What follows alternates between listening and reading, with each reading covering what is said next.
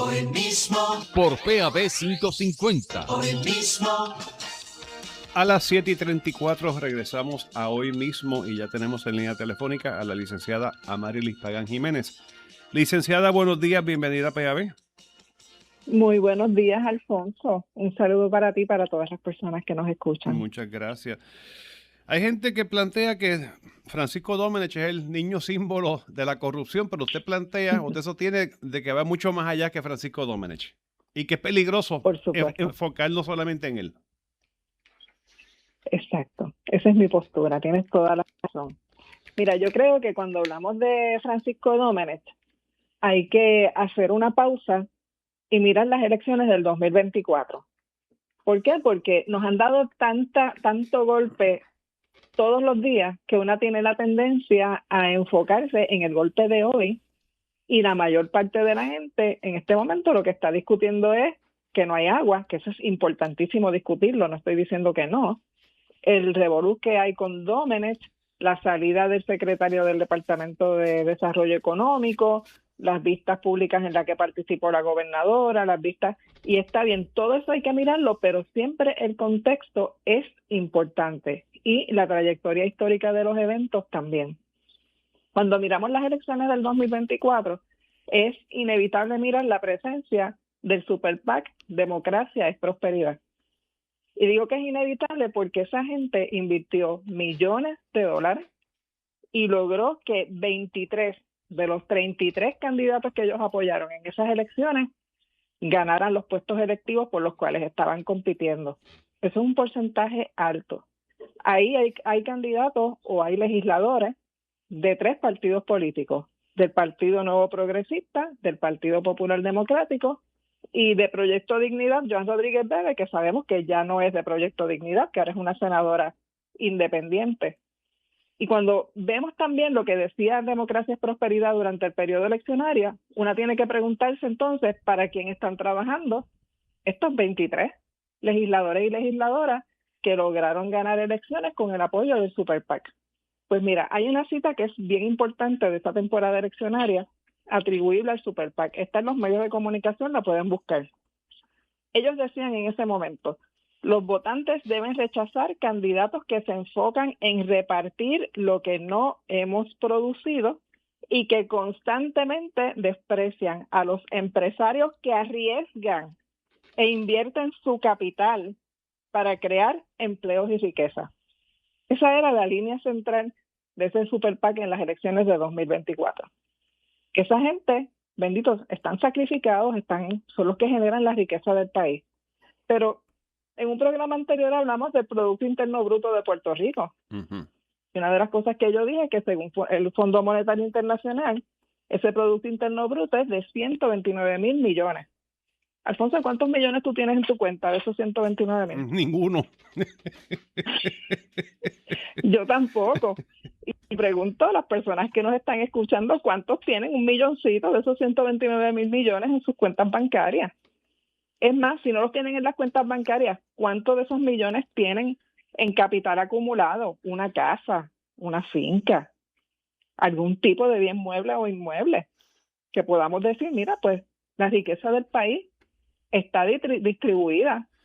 Esos empresarios que se sacrificaron para generar riqueza y empleos, mira, ahí está. Todo el mundo en este país está económicamente bien.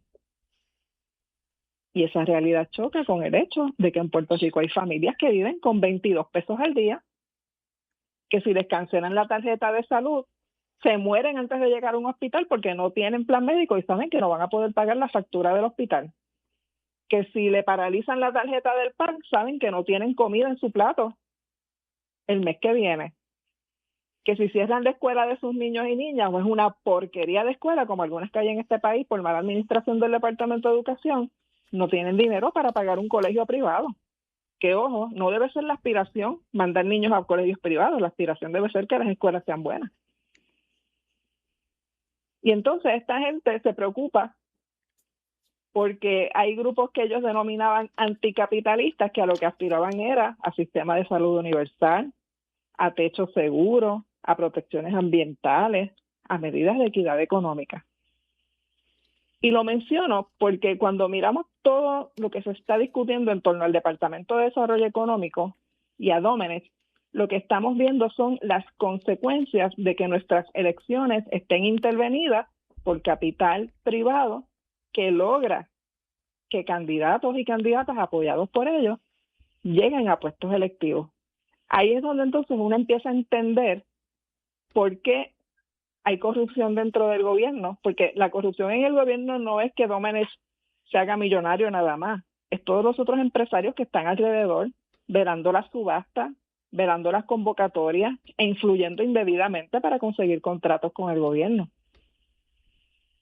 Así que la premisa de gente como la del Super PAC y la de gente que no estaba en el Super PAC, pero son millonarios también y apoyan este tipo de pensamiento, es: yo quiero generar riqueza para mí. A mí no me interesa que el resto del país tenga condiciones de vida dignas. Yo quiero generar riqueza para mí, aunque eso implique destruir miles de cuerdas de tierras agrícolas o de reservas naturales. Yo quiero riqueza para mí, aunque eso implique que se sigan cerrando escuelas en Puerto Rico y que los niños y niñas de educación especial no tengan los servicios que necesitan. Y por ahí pudiéramos seguir con todas las cosas que esta gente tiene en su cabeza y que, mira, están tan acostumbrados a ese tipo de pensamiento y tienen tal nivel de entitlement, o sea, de sentirse que es un derecho divino el que tienen encima, que no se cuestionan las implicaciones de sus acciones, porque lo que dan por sentado es que quien se queja porque es anticapitalista, porque es envidioso o envidiosa, o es un vago o una vaga que no ha hecho su trabajo para hacerse millonario como ellos. Entonces ahí se les olvida que hay asuntos de clase social y de acceso a bienes y recursos. Porque si algo tiene Domenech como parte de su capital personal, es el acceso a agencias de gobierno. Eso es lo que le da valor económico frente a su propia clase social. Y él está ahí por eso, él no está como servidor público. La gobernadora no está donde está como una servidora pública. No, son gestores, pero están en servicios de gestores. gestoría. Eso mismo, eso es lo que son. Están dando los servicios de gestoría a esa clase social que en el 2024 invirtió millones de dólares en las elecciones con un mensaje que utilizó todas las estrategias de marketing político al estilo Goebbels y fascismo tradicional, como hizo el mismo PNP, como el Partido Popular ha hecho en distintas ocasiones. Entonces aquí es donde es importante mirar las elecciones y analizar no solamente el Super PAC, sino las estrategias de marketing político que se usaron en ese momento y que se siguen utilizando ahora y que nos distraen del pillaje y de la corrupción que nos está robando el país y el futuro, que está matando a nuestra gente. Este asunto del marketing político hace tiempo que yo lo miro y lo analizo, porque cuando tú estás trabajando por derechos humanos de poblaciones que suelen ser demonizadas, como son las personas LGBT, como son las mujeres cuando reclaman sus derechos, como son las personas negras cuando levantan advertencias sobre el racismo en Puerto Rico, pues tú tienes que mirar eso porque tú tienes que entender con quién estás bregando y qué mensaje es el que tienes que contrarrestar.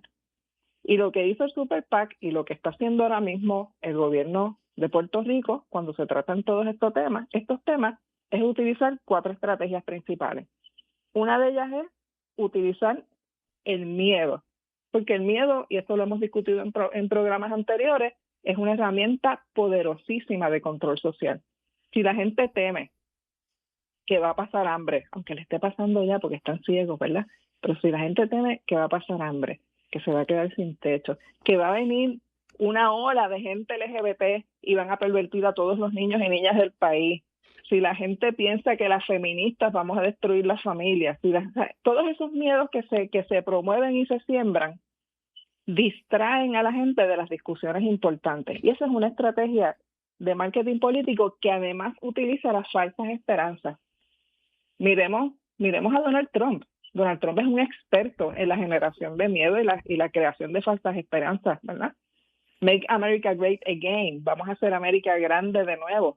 Eso es una estrategia de marketing político con la cual básicamente se está diciendo lo que tenemos en Estados Unidos ahora es una porquería, vamos a hacerlo grande de nuevo, pero es una porquería por los inmigrantes, por las personas negras, por las feministas, por todos estos grupos. Los trans, no se olvide de los trans, que son peligrosísimos. Los trans, sí, imagínate. Pues esa estrategia es la que usó el Super PAC diciendo que Victoria Ciudadana y que la Alianza y el PIB eran anticapitalistas, por lo tanto anticapitalistas, recuerda cuando entonces los partidos hablaban expresamente de Fidel Castro, que bendito lleva años muerto y todavía lo sacan de la tumba a pasear cada vez que pueden, de Maduro y de todo lo que les suene a comunismo, ¿verdad? Utilizan el miedo y los significados erróneos que se le han atribuido a conceptos o las perspectivas distorsionadas que se han generado sobre países que son hermanos de Puerto Rico en América Latina. Lo otro que se hace es crear un enemigo común que sea formidable y que se convierta en el objeto del odio. Cuando hablamos de los derechos LGBT, pues ese enemigo formidable son las personas que van a ir a pervertir los niños en las escuelas, con la educación con perspectiva de género. Imagino que recuerdas esa discusión.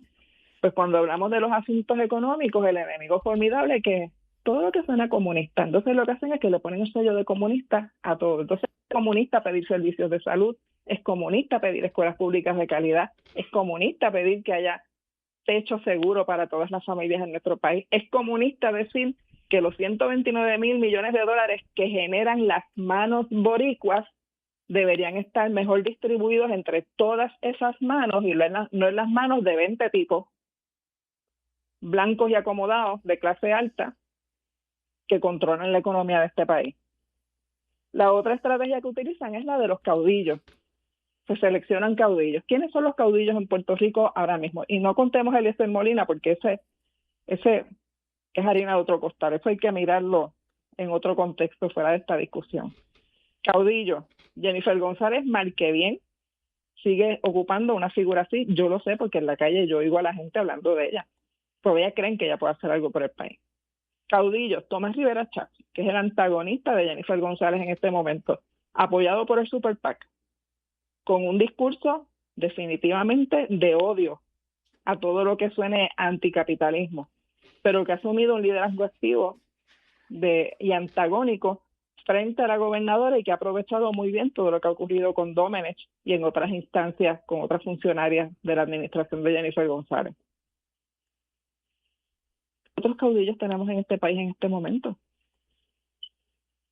Porque Pablo José es como una sombra que anda por ahí moviéndose y cada vez que levanta la cabeza le meten una pescosa, se tiran para atrás. Sí, no es el caudillo, no le queda muy grande. Exacto. Así que lamentablemente si miráramos figuras tipo caudillo siguen siendo las del gobierno que está en el poder. Por lo tanto, como figuras caudillos pueden tener bajo su ala a figuras como la de Domenech, que no es un caudillo, pero es quien todas y todos sabemos mueve muchas de las decisiones que se toman en Fortaleza, protegido por el hecho de que no fue un candidato votado por el pueblo y que entonces tiene algún nivel de protección pública diferente a la que puede tener la gobernadora o Rivera Chatz cuando se expresan o cometen errores. Bueno, hay quienes plantean que el verdadero gobernador es él, que ella fue electa, pero quien está gobernando el país es Domenech. Hay mucha gente que dice eso y yo tiendo a pensar igual. Pienso que quizás ella sí tiene poder ahí, lo tiene, porque Jennifer González no es ni tonta ni pasiva. Pero creo que honestamente quien está tomando todas estas decisiones terribles para el país, no para sus amigos o su clase social, es Domenech. Lo que pasa es que ellos pensaban que nadie iba a decir nada. ¿Por qué? Porque aquí viene la cuarta estrategia de marketing político. Y es tener un control de los medios. En Estados Unidos lo estamos viendo, medios de comunicación que han tenido reporteros ancla o programas de televisión de discusión que le han llevado la contraria a Donald Trump, han recibido ataques frontales de la administración de Donald Trump. En Puerto Rico es evidente cómo algunos canales han aumentado el número de anuncios pagados por el gobierno de Puerto Rico. Hay un canal en particular que yo no sé cómo podemos decir que tengan nada de criterio independiente en su noticiero cuando cada 3 minutos hay un anuncio del gobierno de Puerto Rico de alguna de sus agencias en ese canal de televisión. Pero además está el control de las redes sociales, que quizás eso no se discutía décadas atrás, pero ahora es importante.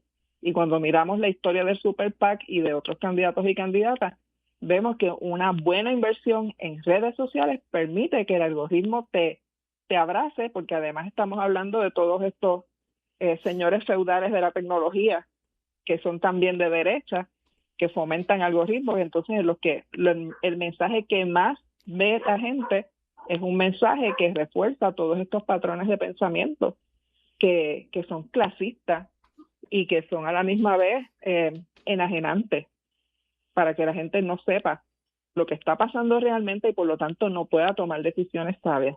Súmale la aporofobia o el odio a la pobreza, que me parece que es un elemento que tenemos que tener en cuenta aquí, porque volvemos a Domenech. Domenech pertenece a una clase social, está posicionado donde está porque viene de esa clase social. Ahí no llega cualquier Juan del pueblo, del barrio La Plata, de Ay Bonito, ni de ninguno de esos sitios. A esas posiciones llega gente que ya tiene contacto desde que están en kindergarten. Y fueron a colegios privados y estudiaron y janguearon y se metieron las drogas que se iban a meter con gente que están en otras posiciones de poder, en empresas privadas y en el propio gobierno de Puerto Rico. Así que la gente que no puede ver eso, ¿verdad? Cuando se mira a sí mismo, lo que piensa es, como no entiende el mecanismo, ¿verdad?, de clase, lo que piensa es, si yo me esfuerzo lo suficiente, yo puedo llegar ahí. El que no llega es por vago, porque es el mensaje que nos han metido en la cabeza. Entonces, ese odio a la pobreza nos convierte en lo que equivale a un dron lleno de huellas, que cuando un güey empieza a repechar para salirse del dron, los demás lo hagan. Pues políticamente pasa eso, cuando aquí comienza algún tipo de movimiento o de liderazgo político alternativo que plantea el bienestar común, que plantea retar las estructuras tradicionales y darle espacio a gente que no ha tenido oportunidad de desarrollo. Cuando empiezan a perfilarse esos tipos de liderazgo, vienen los demás güeyes y lo ganan para el fondo del barril, porque en el fondo nuestra clase media, aunque viva con tarjetas de crédito y con 3 pesos en la cartera en lo que llega la próxima quincena, piensa que su suerte va a cambiar si trabaja lo suficiente. Y la gente que vive en mayor pobreza piensa que si se portan bien, el alcalde del pueblo le va a ayudar o en alguna agencia le van a dar una ayuda. Viven pendientes de los incentivos, esos que la gobernadora prometió. Todavía esta semana en el banco yo entro y encuentro un señor preguntando que si todavía estaban llegando esos incentivos porque a su compañera no le había llegado nada. Una viejita diminuta, preciosa, vestida con una blusita roja y una falda azul. Y claro, no le va a llegar nada porque eso no le iba a llegar a todo el mundo.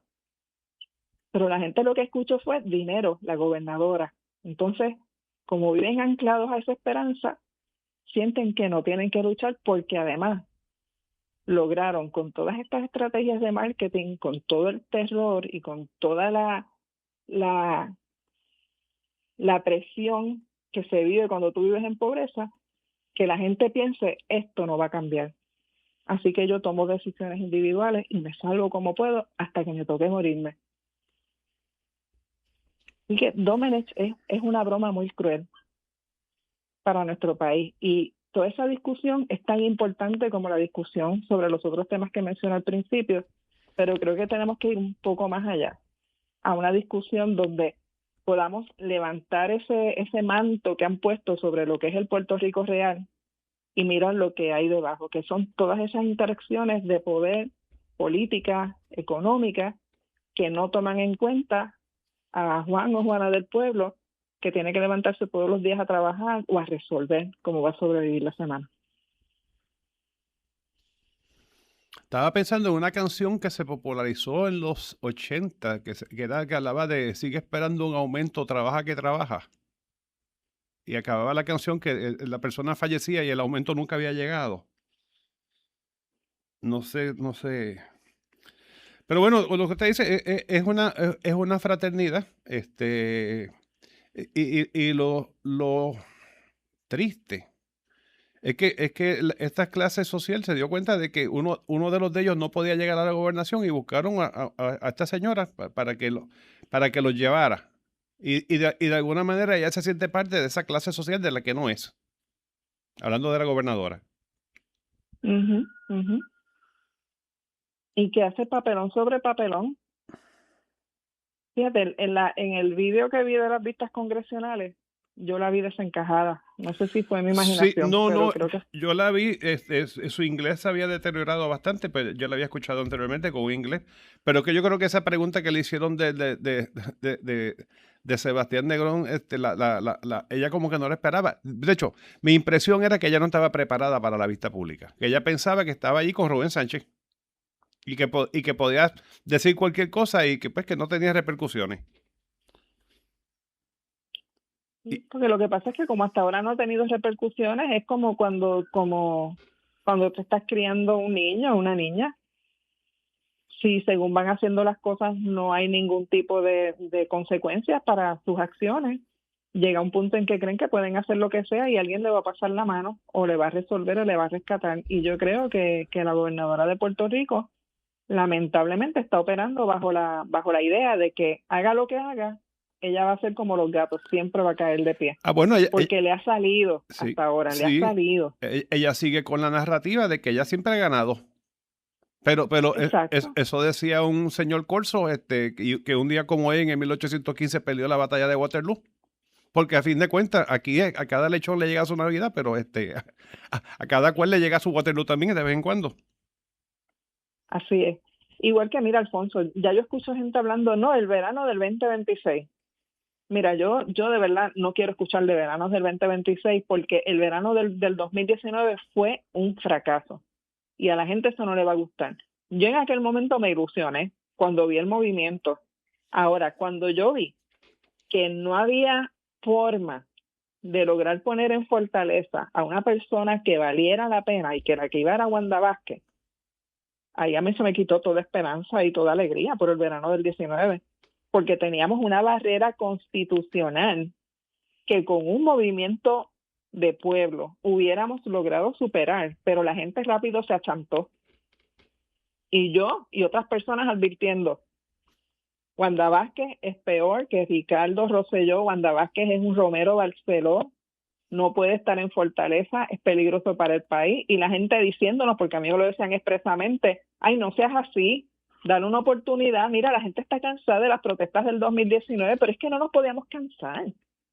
Teníamos que empujar de manera que se tuviera que sentar el gobierno en una mesa de negociación y ver cómo podíamos de alguna manera manejar el asunto del orden constitucional y de quién iba a estar en Fortaleza. Pero la gente, incluyendo las izquierdas, parece que sudaron mucho en el viejo San Juan en ese verano y decidieron que no iban a seguir. Aparte que mucha gente se montó en el tren de Ricky renuncia por moda, no le dieron cabeza, era un trending en las redes sociales, la gente siguió poniendo Ricky renuncia, fueron allá. Hubo gente que no sabía por qué estaban pidiendo eso o no les importaba, pero querían ser parte de la ola ganadora. Así que yo creo que antes de que empiece aquí la gente a decir, el verano del 2026 vamos a sacar a Jennifer González, se pregunten qué vamos a hacer después de ella, porque el resto de estructura se va a quedar igual. Los mismos pillos, las mismas compañías privadas que metieron chavos en el Super PAC, que voy a poner por ahí un reportaje para que puedan ver quiénes fueron algunas de esas compañías. Lo he hecho antes, pero en los comentarios aquí de Facebook lo voy a poner, porque son gente a la que nosotros vamos a comprarle nuestra comida. Supermercados, negocios de alimentos, negocios de bebidas, compañías privadas. Esa gente que genera riqueza con nuestro dinero, metieron chavos en el Super PAC para chavar al resto del país por el resto del gobierno. Para ellos está bien, aunque los demás estén mal. Entonces, pues yo no quiero hablar de un verano del 2026 si estas discusiones no se tienen con seriedad. Pero esa gente no está muy bien, muchos de ellos están sin agua en sus compañías, en sus hoteles, en sus fábricas, en sus hogares. Digo, en sus hogares tendrán una cisterna probablemente, pero...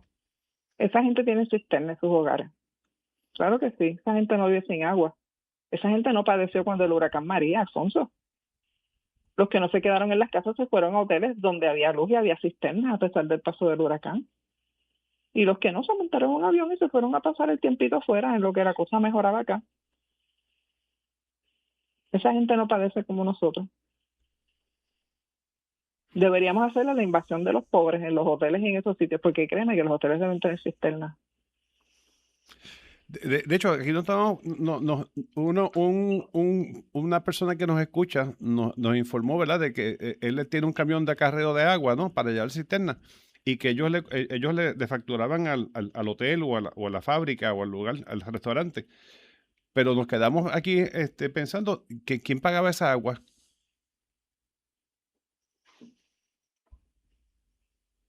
Porque sí, obviamente, si usted me envía un camión desde su casa y yo le lleno de la manguera los 500 galones, los pago yo, pero esa agua que está llevando a los hoteles, a los hoteles en particular, ¿de quién la está pagando? ¿De dónde sale esa agua?